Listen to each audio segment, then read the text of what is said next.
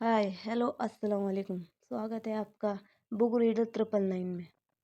कहानी अब तक।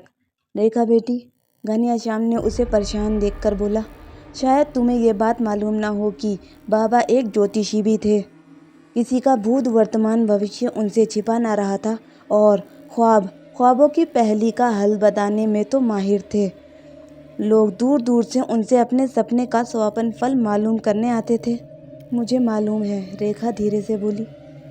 मौसी ने आज ही रास्ते में मुझे बताया था और आज ही मुझे भी अपने बाबा के बारे में एक बात और मालूम हुई है कि स्वप्न फल के साथ साथ ख्वाब देखने वाले के भूत भविष्य और वर्तमान से अच्छी तरह वाकिफ हो जाते थे, सब कुछ जान लेते थे। तुम ये कह सकती हो बेटी कि वह बहुत पहुँचे हुए बुजुर्ग हैं, लेकिन उन्होंने खुद को हमेशा छिपा कर रखा। अरे, आपको नहीं मालूम होगा, मुझे तो बाबा के बारे में अच्छी तरह से अंदाज़ा था कि वह कितने पहुँचे हुए बुजुर्ग हैं। आखिर लोग उनके पास यूं ही नहीं आते थे। मीरा खुद को बोलने से ना रोक सकी थी। बड़ा चकरा देने वाले हालात थे। पहले वह भयानक ख्वाब और अब ये रहस्यमय लिफाफा। वह बड़ी मुश्किल से खुद को शांत रख पा रही थी। कुछ देर ही बाद गंगा मौसी और रेखा ने घनश्याम से इजाज़त ली।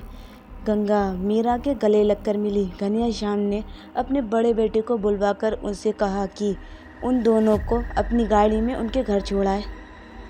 गंगा मौसी ने मना भी किया कि इस कष्ट की ज़रूरत नहीं है, कि वह किसी रिक्शा या ऑटो से अपने घर पहुंच जाएंगी। लेकिन घनश्याम ने उनकी एक न सुनी। वह घर के गेट तक मौसी और रेखा को छोड़ कर आया और जब तक गाड़ी में बैठकर वह चली न गई तब तक गेट पर ही खड़े रहे। वापसी का सफ़र बड़ी खामोशी से कटा।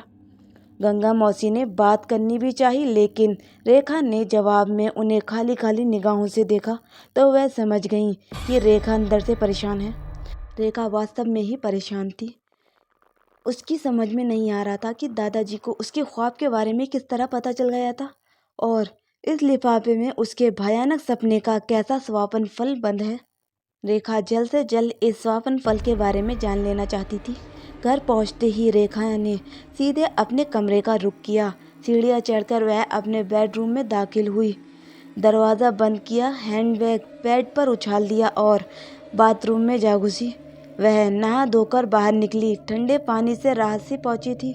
वह स्वयं को तरोताज़ा महसूस करने लगी। वह दादा का वह पत्र पढ़ने को बेकरार थी और फिर अभी उसने बैग से लिफाफा निकाला ही था और खोलने चाही थी कि सहसा दरवाजे पर दस्तक हुई। दरवाज़ा बड़े ज़ोरों से फटका जा रहा था और साथ ही माया चीख रही थी, जल्दी दरवाज़ा खोलें बीबी।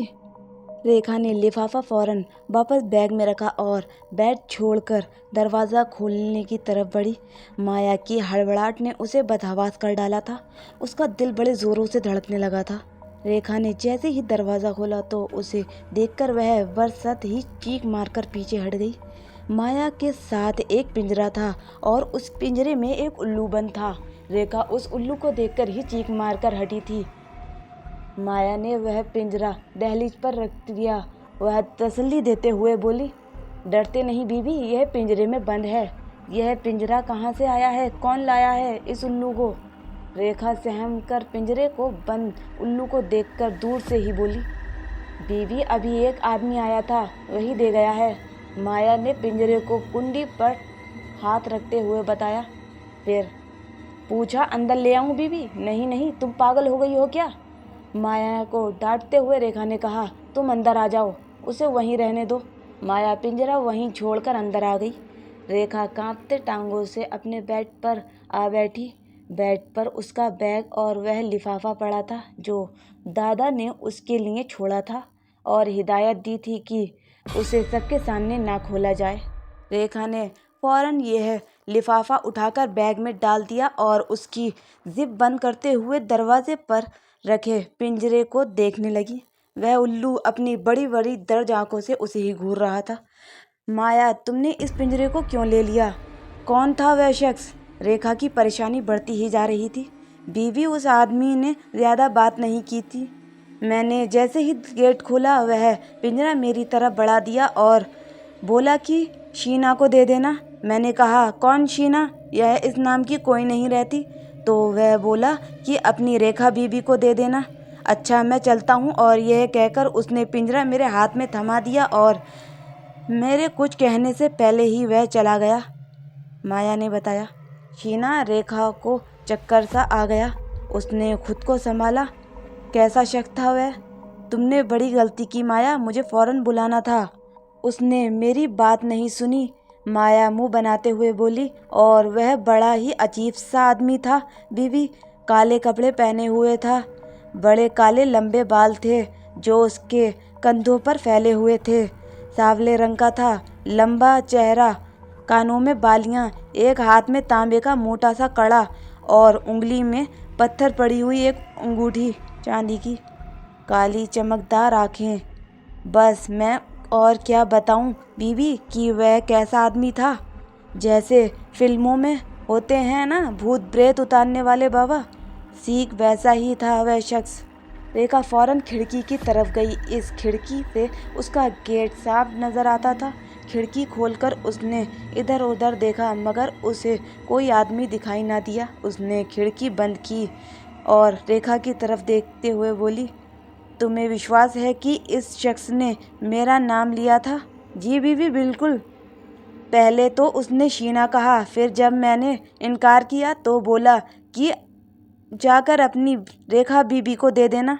उसने साफ साफ आपका नाम लिया था बीबी। क्या आप उस शख्स को नहीं जानती?